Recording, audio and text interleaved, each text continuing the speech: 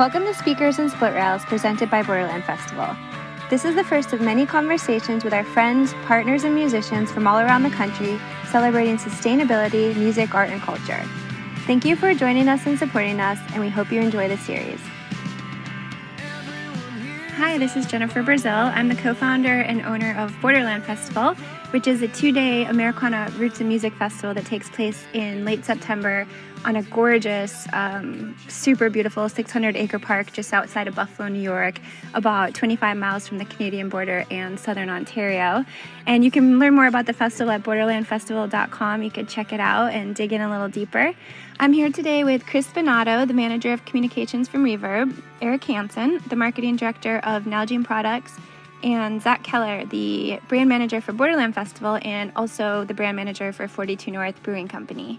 So we're really excited to be here today with everyone and have this conversation. So thank you so much, guys, for sitting around this table. And it's actually super inspiring for me talking with these guys and really understanding more of what everybody is doing and what's happening out there in terms of sustainability efforts and specifically within the music industry, because there's really cool stuff going on. And you know, there's a lot of bands and artists that are involved in this movement, and it's really great to just kind of break it down and understand a lot more of what's happening.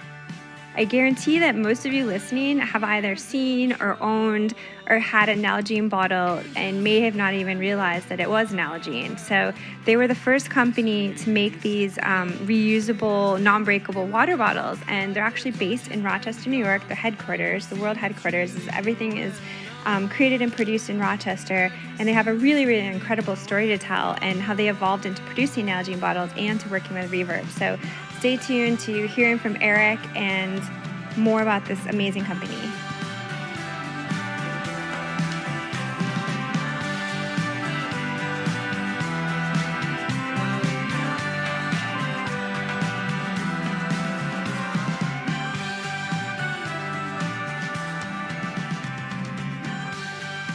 So I'd love to talk about the story of how Nalgene kind of evolved. Started, yeah. So it's a cool story. So in the 1970s, and I think what's really cool about the story is nobody knows the exact date that it happened.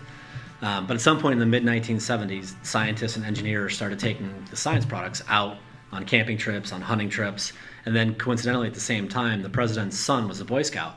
And so he started using it, and after a year of that, the president finally realized, my God, we've got this scientific product that people are using perfectly for outdoor enthusiasts. And that's when the brand truly started, that he began to dedicate, people and resources towards actually marketing these products to consumers instead of just laboratories.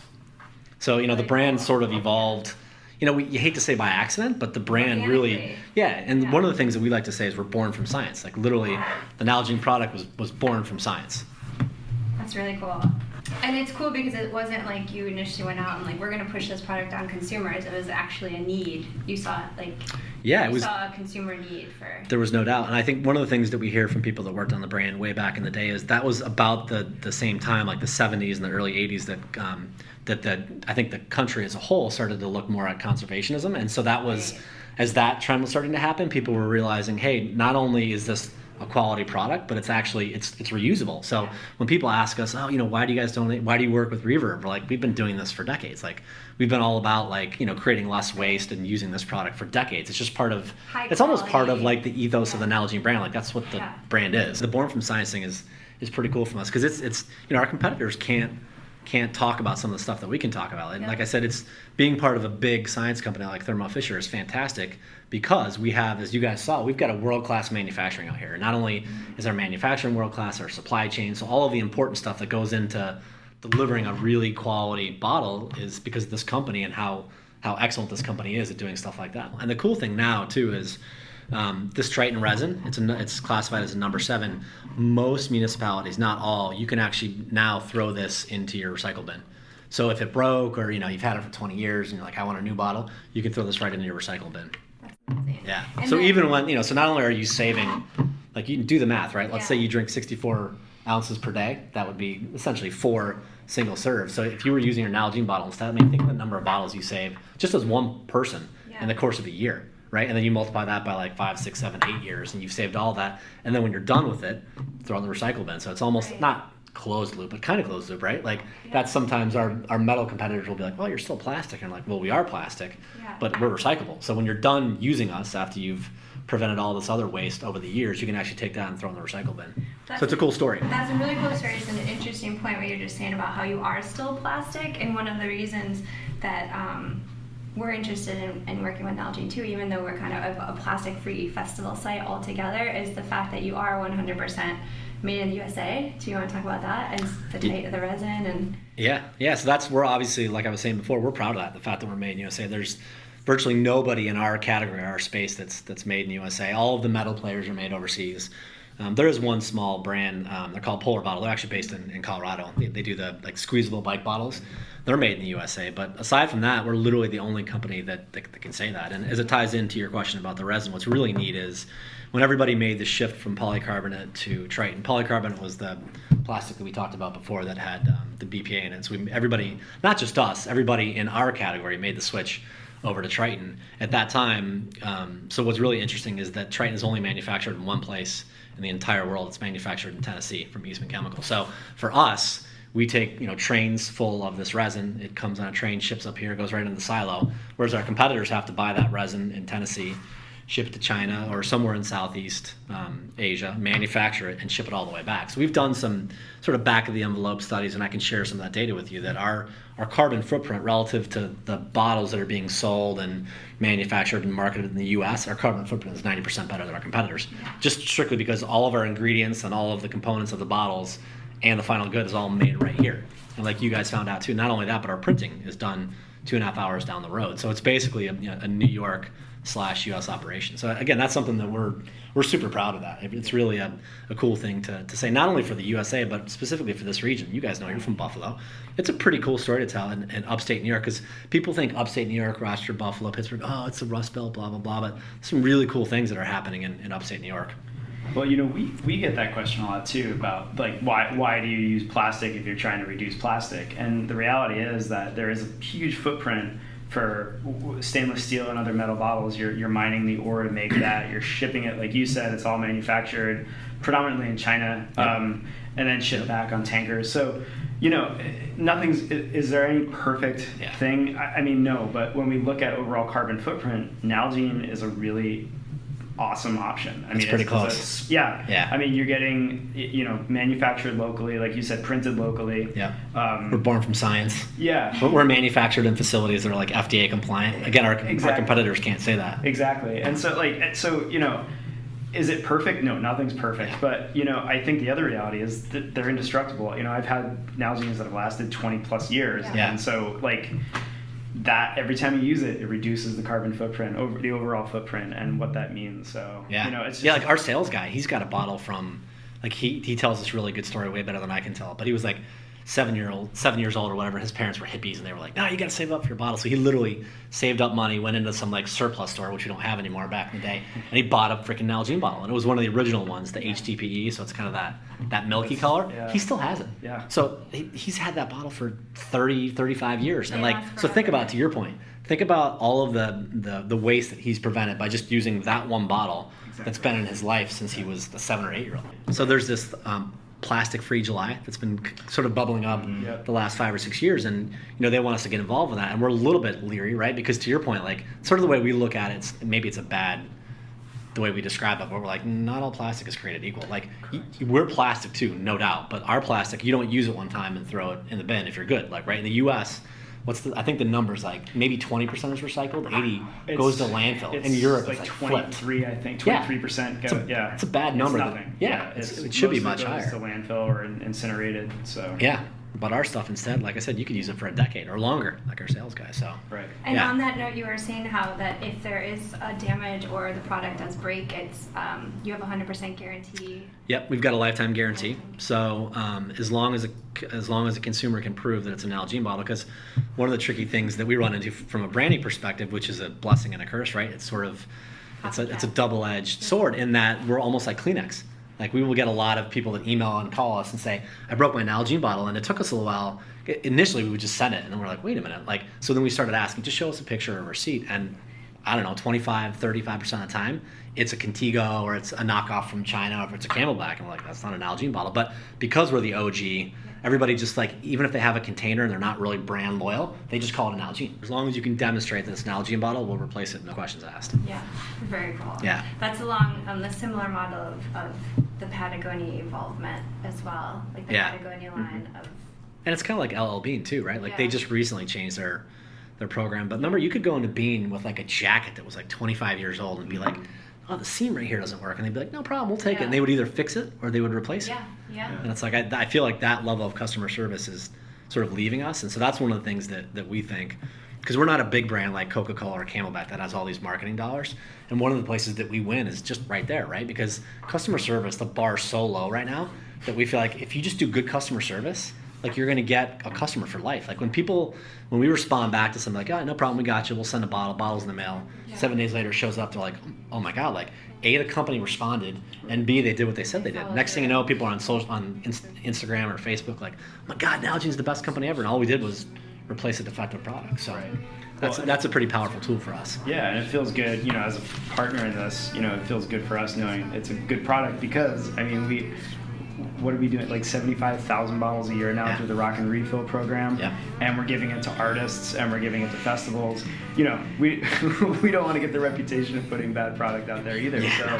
So, we're putting out. It's too much at stake for you guys. It's a lot of for all of us. Yeah, for all of us. Yeah. So it's really awesome that, we feel confident in not only the durability, but also that it's made well and that it's safe and that, it's a good, solid product. Yeah, and I think that's one of the other things that I didn't touch on before about Made in USA. I think there's this, and sometimes it's right, sometimes it's a little bit unfair, but product that comes in from Asia has the stigma around it that it's not safe, and there's examples where dog food comes in, or even food for humans comes in from China, it's tainted. So I think there's maybe not consumers, but retailers, when they hear Nalgene's made in USA, it's made in an FDA compliant facility, it gives them an extra level of like comfort, like, okay, this is, to your point, like this is a safe product. I know it's going to be good, it's going to be quality, and oh, by the way, it's safe too. As we go along in the podcast, we're going to hear more from Chris from Reverb, but I wanted to provide a quick backstory. So Reverb was started by Adam Gardner from the band Guster and his wife Lauren Sullivan. And after collaborating with some friends in the music industry, the idea for Reverb evolved. And Reverb is actually a nonprofit, a 501c3, and are dedicated to greening tours, greening festivals, decreasing carbon footprints, increasing carbon offsets, and environmental education, as well as they support many other nonprofit and environmental organizations. And some of the first artists to work with Reverb were Dave Matthews Band, Jack Johnson, John Mayer, Bare Naked Ladies, and so many more. And all of these artists are still working with Reverb to this day, 15 years later, which says so much about the power and the dedication of this amazing organization. Now, okay, so I would love to hear just a little bit about how the relationship with Reverb started with Nalgene. And I know you just said it was 10 years ago? I think we decided it was probably 2013. Well, so I think it started in 2013 unofficially because it was through Brita, I think, originally. Yeah. And that predates me, so I'm speaking a little bit out of turn here. But then I think we came up together through brainstorming, came up with the Rock and Refill idea, and that was probably 2014. Right. I should check. I should have checked this. But yeah, so it's been around for a long time, and I wish I had the stats in front of me because it's staggering what we've done. It's remarkable.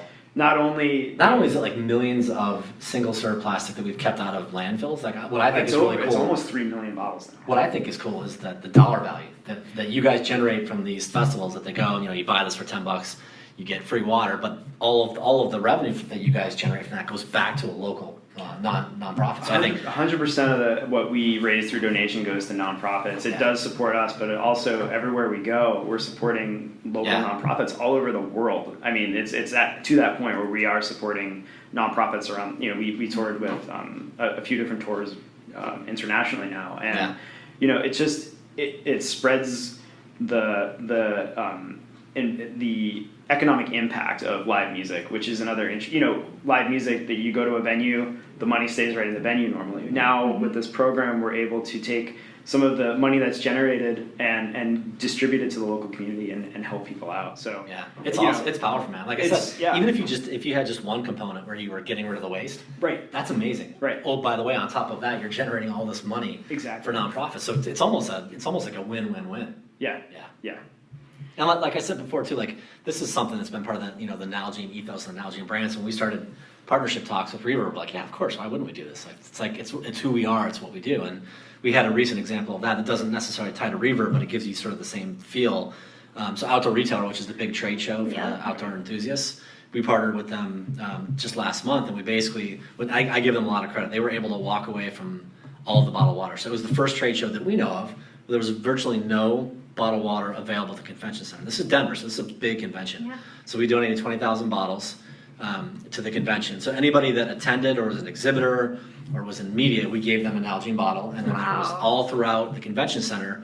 There was different hydration stations where you could go and fill up your Nalgene bottle, and that's pretty powerful. And I give a lot of credit to Outdoor Retailer for having the cojones to go through with that, right, to walk away from the revenue, because that's one of the things that we talked about this a gazillion times. Like, people are demanding it. Like, it's no longer about like a couple crunchy granola people just saying like don't use single-use plastic.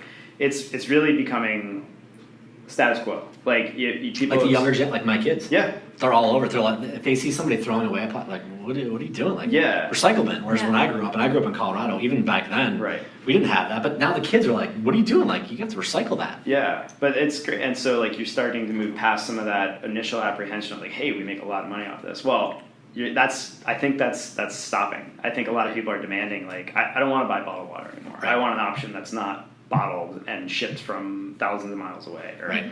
Fiji. From Fiji. Yeah, and sits on shelves and absorbs chemicals. We have no idea where it's been or what. Right? Yeah. I mean, that's a big thing about the mindset of the festival, of what we do at the festival too, with the water stations. We don't sell any plastic water on site, and it also is a huge impact on our revenue stream. And we also spend a ton of money on our greening efforts. Probably one of our most expensive operational costs is our greening efforts, but it's I mean, that's how all businesses should be shifting. So, and to me, it feels like that's starting to. Yeah. It feels like it's starting to happen too. It is. Yeah. It's, it's been building forever around the U.S., but like little examples like that, like your festival, our Outdoor Retailer, and that show that you're talking about, it's starting to, like, people are putting their money where their mouth is and starting to happen. So it's cool. Yeah. It's cool being a part of that, and we love like everything about Reverb, all the way down to the people. It's been an amazing partnership for us, for sure.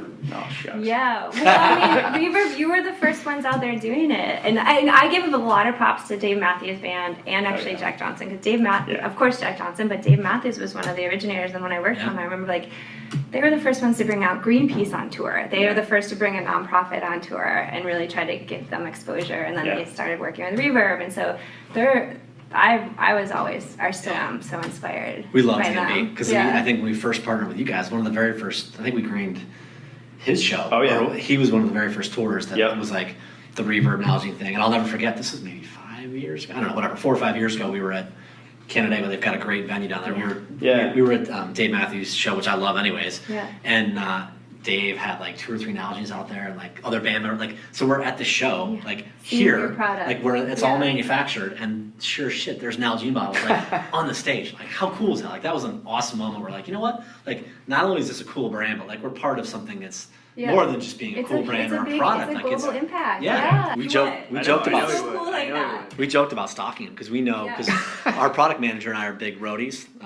Anything bicycle we love, and so we heard like he travels with a bike, and like when they were there for that show, like somebody said they saw him like on the Erie Canal riding his bike. So we're like, damn it, we should have called Tanner and been like, hey, hook us up, like we'll take Dave on some great rides. Yeah. But if he comes back next time, we're gonna do that. A couple years ago, we went to Darien Lake last year, and his bike, he got in a bike accident. Remember, and he had to get a ride home from. I think I heard that story. Fans found him on the side of the road.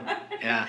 Yeah. I think I heard that story. Yeah. That's pretty cool. But in terms of just like Reverb and kind of innovators, progressive pioneers, I really look to Dave Matthews Band and Jack Johnson as far as the environmental movers. Yeah. Because they're advocates through and through, and they walk their walk 100% from what they get behind. And so I feel like Reverb has done an amazing job at attaching to that and kind of utilizing that voice that they have. Yeah, well, it's been a good relationship. I think we've been fortunate to work with some really great artists who are really dedicated to protecting the environment and doing good stuff. And I think, conversely, we've been able to help them achieve a lot of their goals, both environmentally, but also supporting causes they care about. So, it's been a nice relationship to be able to do both. And, certainly Dave Matthews Band, this is our 15th touring season with them. So, wow, 15 years. That's crazy. Yeah, I mean, they were, I think, starting the second year Reverb was around. Dave Matthews said, heck yeah. And Jack Johnson, same thing. We've been working with him for, I think, close to 15 years That's awesome. now. It's a long time. Yeah, well, we're celebrating our 15th anniversary, so it's cool to look back. We started with Bare Naked Ladies and Alanis Morissette. And Both Canadian bands. Yes. Solid. Interesting, right? That's And cool. but then we've worked with Dave Matthews and Jack Johnson for almost as long. So it's been, and then we have this whole network of artists that are just increasing, and actually Nalgene's been a big part of that. It's the partnership has allowed us to do more, which is cool. So now we do raise some money through this to support our work as well as others. But it's allowed us to do things like Borderland Festival. It's allowed us to expand and do more good. And so it's just been what a huge impact it's had on Reverb.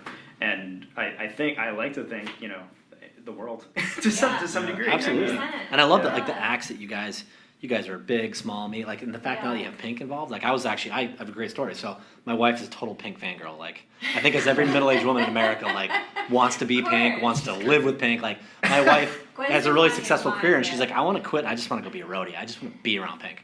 Anyways, so because she's a fangirl, we went to a show, and I think it was in Columbus. And so we get there, and we take my entire family, the kids went, and the impact that we saw, that the bottles, so we walked, and we were lucky enough to walk in right where they were handing out the Reverb bottles, and people, like, it was incredible. There was like hundreds of people there buying it, and like just to see that in action. And you think of somebody like Pink, think of her footprint. Like, I mean, everybody knows who Pink. I think even my dad knows who Pink is, right? Like, she's got just this huge brand awareness, and if an act like her is doing that, then that trickles all the way down. So I think that's been fun for me personally to watch all the bands that you guys have over the years sort of signed up, that small, medium, large, and the impact is massive. And what's really cool is that each of those bands has their own sort of following, so you're reaching different people. Like when I was at the Pink show, my sons and I looked around, and it was like 85% women. Like, in fact, that they had they turned all the men's bathroom into women's bathrooms, and so that's a total different demo, right? Like, how often do you go to a concert where it's like 85% women? Like,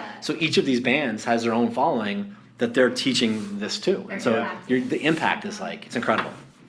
Well, then you do a festival like Borderland, or any of the work we do, and that's where the name Reverb came from. It's that single action at a show reverberating out beyond that moment. So it, That's cool. I don't think I'd heard that. Yeah. I didn't hear where that name came from. That's cool. So that's really where the name came from. It was this idea of that single interaction, that moment at a show. Because music's so it really does have a connection to people and between people that nothing else does.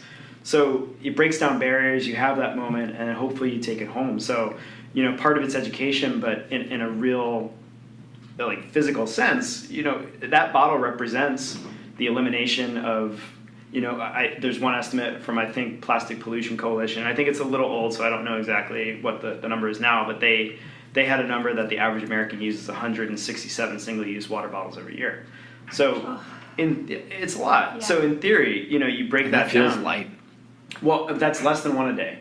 So, but it's average. But but it's amazing to think that theoretically, I mean, this is extrapolating way out, but if somebody stopped using single-use plastic bottles, I mean, the impact's enormous. And our partnership, 75,000 bottles a year that we're dedicating to this program, it's a huge impact. I can't do that math, but it's big. The theoretical possibilities here are it's huge. Yeah, what is it about music, I guess, that it kind of creates that vehicle? Right? Well, like you mentioned, like Pink's fans, this new demographic that these people that maybe someone that Dave Matthews is singing to isn't seeing, that someone that Willie Nelson or someone isn't singing to. Well, I think music too. I was telling this to my 15-year-old daughter. She's like, how come I can always remember? We were listening on the radio and an old song came. She's like, that was 2 summers ago. So there's something about music that attaches to your Triggers memories. memory. Like, I mean, think about that. Very Like, human. if you go back to college, like when you said Bare Naked Ladies, I'm like, oh my God, I listened to that album 8,000 times in college. And so I think music has a way of like really attaching to your memory with some stickiness that other stuff doesn't. So I think that's why the music is even more important, because like, so again, think of my Pink example. So my daughter was there. Right. She likes Pink too. So like, she's going to remember that like forever. And I think music has that stickiness that other stuff doesn't have. Well, you think about it too, I've thought about this and I can't come up with anything. I can't think of anything that brings that many people together for a single event where everybody's there for the same reason. You know, so Unless you're a Buffalo Bills fan. well, no. What I was gonna say was, you think about like sporting events. That's probably the only thing on a mass level Right. that can bring all those people together. But you know, half the crowd's cheering for the one team and half the crowd's cheering for the Yeah, other. right. At a David Everybody's Matthews there. show or whatever Yeah. concert, everybody's cheering for the band. Right. So they're all in it Right. together. They're all Like-mindedness. Yeah. yeah, and there's this shared experience, the shared love. I mean, who else? That's a great way to put it. Well, but Adam Gardner, who's one of our co-founders, along with his wife Lauren Sullivan. Adam's in the band Guster, and he always says, you know, nothing else compares to the connection that artists have to their fans. Nothing, because I mean, what else? Can you think of anything else where people will get something tattooed on them? You know. People take artists' lyrics and get it tattooed on their body. That's there forever. Yeah, it's an amazing. It's just an amazing way to bring people together, and it sounds hokey, but it's true. Yeah, it's It's powerful. true, and it creates, and that's my biggest thing when I went from managing bands to then starting producing events, festivals with bands. It's like knowing how to combine that energy, because like literally what I try to portray, especially with our festival and my old ones, is like the vibe and the like when you look at a picture, you want to physically go back there with your memory and be like, I remember standing in that field and the sunset, it was setting, and I was drinking the Sierra Nevada beer. Like, you know exactly what you were doing in that moment of time and who was on the stage. And it's a powerful energy around that. Yeah, it is. Which then triggers like the ability for all these artists to be massive advocates for different causes. Right. Yeah. Huge platform, and the festival's even more so than these singular shows at this point, with 60,000 people showing up and the activations that people like Reverb can stay there for a couple days. Exactly. And, and also, it's not like at a concert, like you have like this 1 maybe 2 hour period before people are all rushing to the stage. But at a festival, it's there's time between sets, and there's time. You go to a festival not only for the music but the experience. So when that happens, suddenly you have this like audience who again is there around the shared passion. That's like, hey, I'm gonna go spend some time with local community groups, or they think about the filling up at the water station rather than buying water bottles. So it's cool to do festivals, and you have a different sort of impact there. And I think you have in some ways a greater opportunity to create real impact, like positive impact, both for the community and hopefully 360 experience. Totally. For festivals. Yeah.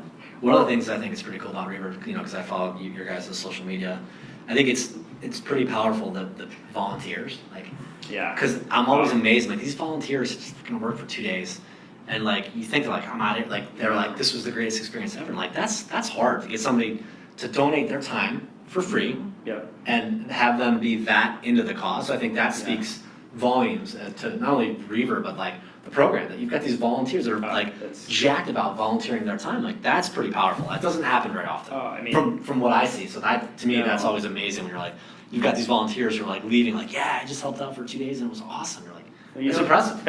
Our volunteers are incredible. They're incredible. And we think the world of our volunteers, because we got a bunch of them actually in this town. Yeah. But there was a lot of like Reverb people here. We got to meet them, and it was like just such good, authentic people. You could tell like they almost were born for that job. Like, it wasn't for the money. It's because they felt like what they were doing was the right thing, and that's why they were there. Most people don't work at nonprofits for the money. That's true. At least in my experience. That's true. But still, like, I think my point is, though, I think it's like there's a better connection from what I see at Reverb. The people that work there care more about their jobs than just like a standard nonprofit. Thanks. Yeah, that's what it feels like on this side. I agree. Yeah. So a couple of points. One of those points that you're talking about too is like our green team leader, her team, and all the volunteers literally take all the trash into the back to our bone sound. Yeah.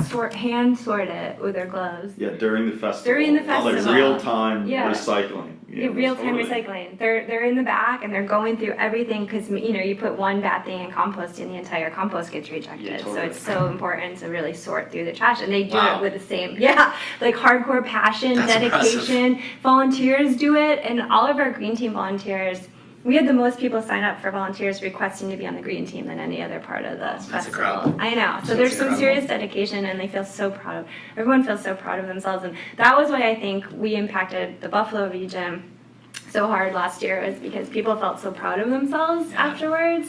They're like, oh, I didn't know I could just refill my bottle, and Right. so it's cool. And that's what I wanted to. That's kind of, pretty powerful. It was really powerful. Like people really walked away like, wow, we can really make a difference. I didn't even think about that. And they saw zero trash on the ground, literally zero. So they were less likely to throw their trash on the ground, So they're like, Right. it was just this awareness. Good actions beget good actions. Exactly. Yeah. Yeah, the general public, I think, like you were saying, it's not some one, tree hugger shouting this at the top of the mountain anymore. Yeah. It's smart for a business to invest in this kind of stuff, and whether it's the big green team and the recycling program and Reverb and these bottles, and Jen always says it's like some of our biggest posts on social media are about in terms of engagement are about these programs. And People are excited. and one, Yeah. especially where we are, Knox Park, this beautiful piece of property in East Aurora, having that real-time recycling during the festival, and then, Saturday night and Sunday night, all these fans leaving, and noticing when the music stopped that this place doesn't look like a mess. And There's nothing leaving, on the It ground. doesn't look like a bomb went off. Nothing. and Yeah. leaving that piece of property like the way they saw it at 3:00 when they, showed up to the festival. It's It's pretty cool. it's a rich experience, Yeah. Well, I think everybody hears about the millennials, right? Like, you've read the studies, you've seen the articles, but like, it's real. Millennials Yeah. want to like a brand for more than just them being a brand. Like, they want to be, and whether it's, Reverb or whatever, they want to know that a brand is doing the right thing, right? It's got corporate responsibility, that it's a brand that they can really get behind. And that wasn't the case when we grew up. Like, Right. I don't ever remember having any affinity towards a brand and being like, oh, let me think through this. Like, Right. I want to make sure this brand is cool too. Like, we didn't do that, but the millennials, that's a part of their decision-making process. Like, they support brands that they feel good about supporting for a cause that's larger than just whatever the product or service it is that they're investing in. Yeah. That's Yeah. pretty It's powerful like too. it's like parody products. It's you got 3 different types of Windex. How do you choose between it nowadays? I mean, how many different types of water bottles do you have Yeah. out there? And it's like, so There's a lot. those people are doing their research, and what company is really thinking about the plastic they use, their footprint, going to Tennessee instead of shipping across China and coming back, Yeah. and it's those layers now, and especially the with stories, yeah. with the internet and social media, Yeah. the transparency is That's so spot big on. now, Yeah. and so Well, just think of the information flow. Like, information that's available now versus even 10 or 15 years ago. Like, you can Yeah. get so much information. So, as a consumer, you can be a lot more educated, right? When you make a purchase, like, you're going to go look at that stuff. Yeah. Like, you'll check out their social media. You'll check out, what's this company all about? Like you said, it's transparent. It's there. Well, it's interesting. Like I felt for a long time, and we've talked about it at the office. Like, and I'm gonna swear here, so if you need to bleep it. But it's not a bad swear, don't worry. But people's bullshit detectors are stronger than they've ever been, and so when it's insincere, if it is in fact bullshit, people smell it out pretty quick. Consumers know. Yeah, Mhm. They're like kids. If you're going to learn Exactly. kids can smell bullshit from 10 miles away. You don't Exactly. think so, but they do. Yeah. Yep. It's true. Well, I think one of the things too is about, which leads me in a couple more questions, is also telling the story, because a lot of people don't know the layers that you just told us right now, and getting it. Maybe it's on your website, but a lot of people aren't going to go and read the bio, So it's like having different cooler outlets like Reverb or the festival, or different avenues where people can actually speak in a different language to get your story out, is really helpful, because a lot of people probably don't really know the high quality that's happening Yeah. here. Well, like I said, most people don't know that we're manufactured Yeah. right here in Western New York. Exactly. Most people just don't know that. So that was my next question. Right. Good transition. I wanted to just kind of talk. I just wanted to kind of make sure that we touch upon just on a Borderland basis for our festival being based in outside of Buffalo, New York. We're on 600-acre property.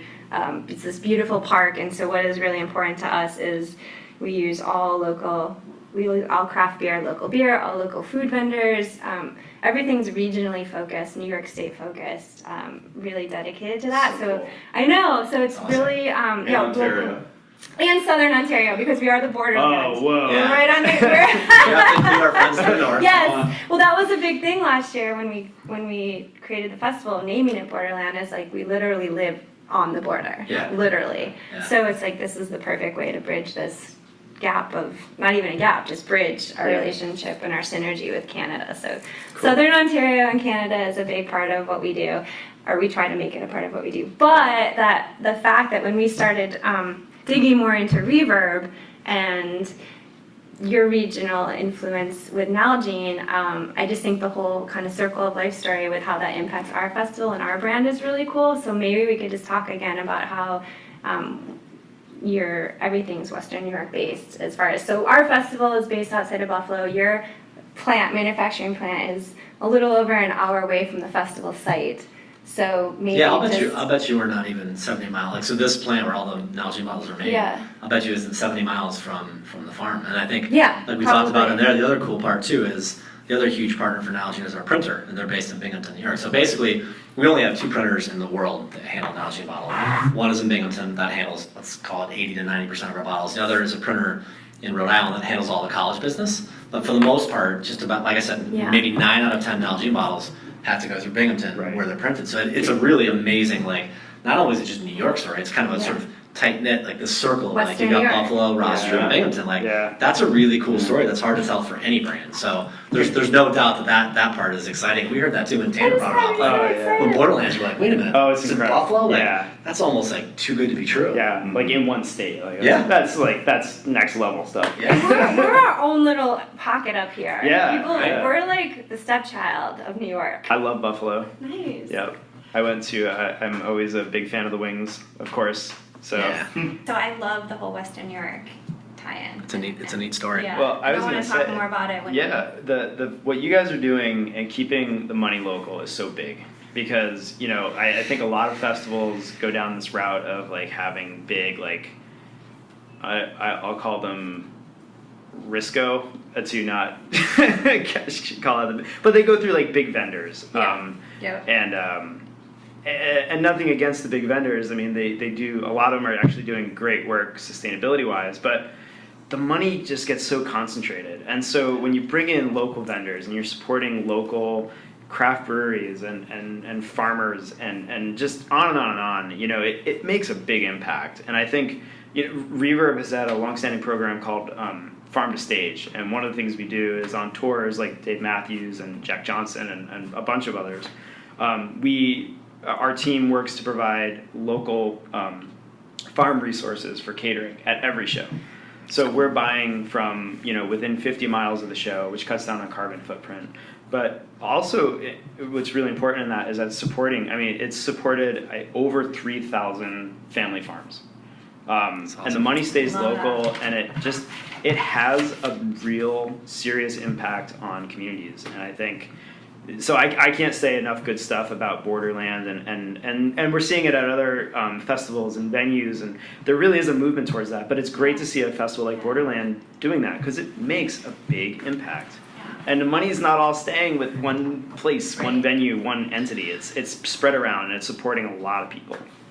Yeah, And thank that's you for awesome. saying that because there's a lot of times we actually pass up a lot of money that we could put on the table from sponsorships or bigger companies come in and we have to say no and we turn money away. Yeah. That could really help us. And that's hard. It's so hard, especially like in a first year festival. You're like, oh Yeah. shit, I need that. Yeah, But it's important. We really kept the integrity of our brand and good on you. like That's we were awesome. talking with our Oxford pennant, just like, yeah, like what kind of brand do you want to build and where do you want to grow with it? And people will come along if you build it. They will come. You just have to stay true to your focus. And I think it starts here. It starts with small actions.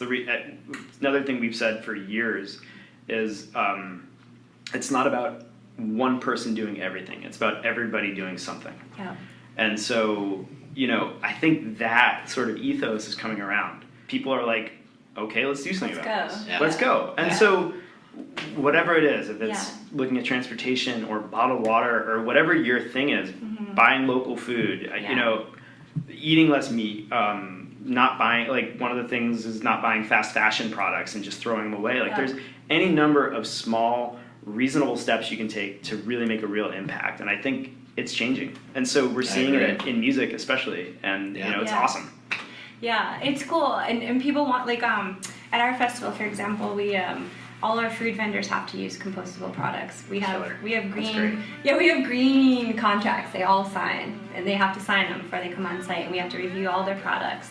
No one can sell any water bottles anywhere, and all our vendors, our craft vendors, no one can sell their stuff in plastic bags, so they have to figure out other alternatives. Like if our fan wants to buy a shirt, they just carry the shirt, or they give them a brown bag or something. So we're making efforts in every single avenue of the festival. Yeah, not just the water bottles. Like we really want to influence the whole overall mindset of you don't need that. That's not. Well, like you said, it's almost like the little simple stuff.